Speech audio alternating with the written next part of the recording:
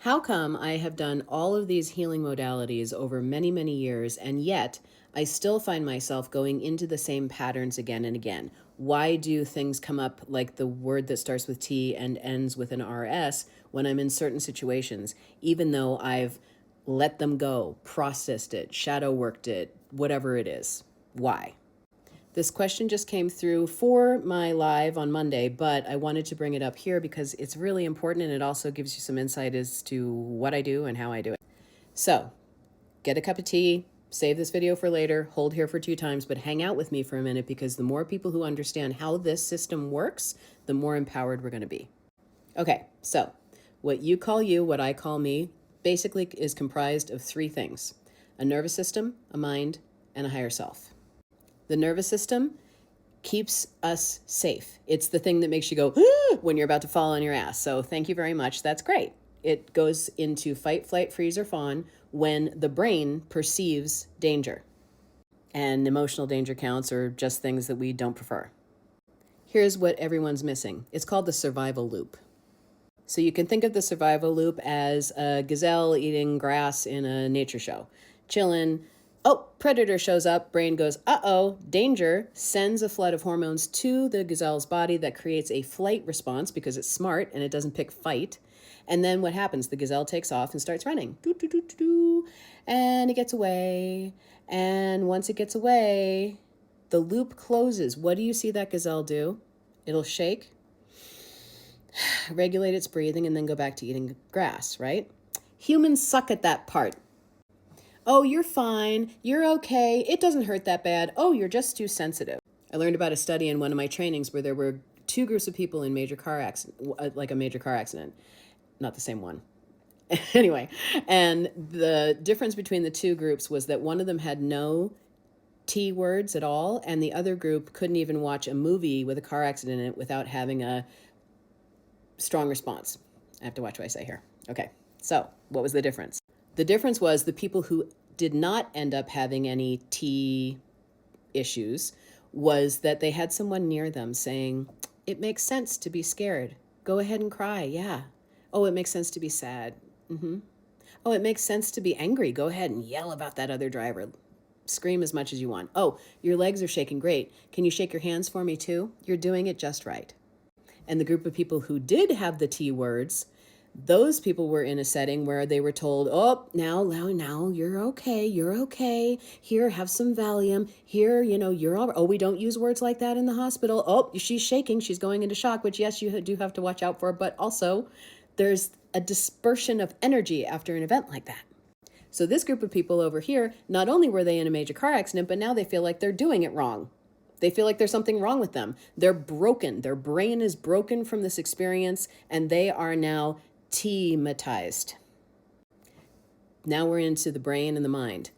These people over here have created a meaning from that experience. I am effed up from this experience. That becomes a meaning, thoughts, and if you repeat a thought enough, it becomes a belief. You know how that works? Neural connections. When you repeat a thought, it connects and it gets stronger and stronger the more you repeat it. It's like a sledding track in the snow. The more you go down that sledding hill, right, you make a rut in the snow. So all you have to do is, I don't know, if you're sad, you eat a brownie. Sad brownie, sad brownie, sad brownie, over and over again. And the next thing you know, you're sitting there with a brownie and you don't even remember getting it. You've had that happen, right? It's the same mechanism as how we can not remember who we were sitting next to in first grade, but we can drive a car without thinking about it because we do it over and over and over again. But here's the good news. You can turn the sled. You have to replace the old thoughts. You have to replace the old beliefs. You have to replace your identity of who you are, how the world is, all this stuff. You have to replace it. It is not enough to simply let go. It is not enough to simply look at what happened to you in the past and say, I'm this way because. It is not enough to release things because you're not replacing them. And these little neural connections are they're just little wires that will do the same thing over and over again unless you give it something new to think and do in certain situations. Your mind is a neutral computer. It will believe whatever you tell it. And it will go on the last save program of the last experience you had. And your nervous system needs you to comfort it. It needs you to say, it makes sense to feel what I'm feeling right now. It makes sense to be scared. It needs you to regulate it with that breath. That activates your serotonin by putting your hand on your chest, the vagus nerve by making the sound, a longer out breath than in. When you are, people do it in the movies all the time. They get away from something and they go, phew, right? So those three things together, I'm trained in pranayama, but this is it, man. You just do that. And you instantly downregulate your nervous system. When you do that, you put yourself out of fight, flight, and freeze and into your prefrontal cortex and other parts of your brain that help you to be able to think clearly and make a choice and a decision. And in that decision moment, you can decide what to think instead, okay? So let's say that you're in a situation where normally you would have an instant reaction to something. You can pre-plan it by imagining it ahead of time in your mind. That's called mental rehearsal. And you can give your brain an option so that in that moment, the next time, it pauses, and then you get to turn the sled and say, this is what we do now. This is who I am now. This is what I believe now. And this is what I think now. And when you're doing that, when you're comforting your nervous system, I'll get to how I do that in a second. There's a very specific method that I use. But when you do that, you are comforting your nervous system. You're telling your mind what to think. You're sitting in the seat of your higher self, the observer. You're not your thoughts and you're not your feelings. You're experiencing them, but you are not them. You are something much, much bigger. You're a limitless, eternal being that is having a human experience, and you get to use these things to create your experiences. And comforting your nervous system, learning how to close those survival loops is so much gentler and simpler in the method that I use. It's called embodied processing. It's from a school in Australia, and it's my own take on it. And you know what we do? We sit with the feelings in the nervous system. Like, of course, I get you into a meditative state and we do all this other stuff first. But we get you to sit with the sensations in your body without labeling them. For example, we're all familiar with the feeling of dread right now, unfortunately. So we will sit with that and say, okay, let's bring up the idea of dread. And you'll say, it feels like a metal ball in my gut. It's about 1.5 pounds. It's about the size of a baseball. It's black. It has pockmarks on the side. I'll lead you through describing the sensation itself in the body, because what that feeling is actually a sensation that we then name.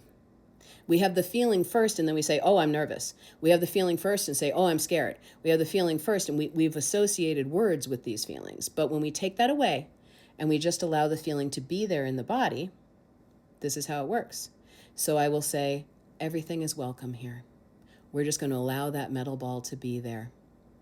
And as you do that, and you just observe and describe and host that sensation, it will move and change on its own. It doesn't need to be pushed. You don't need to go back to an activating incident. You don't need to remember the T word that happened to you in order to deal with what's happening in your nervous system right now. Because I got to tell you, all of that stuff that happened before, yes, it's valuable because we learned stuff, or, it helped to create who we are now, but we always have a choice if we want to continue to define ourselves by the events of our past. It's not set in stone. What's real is right now.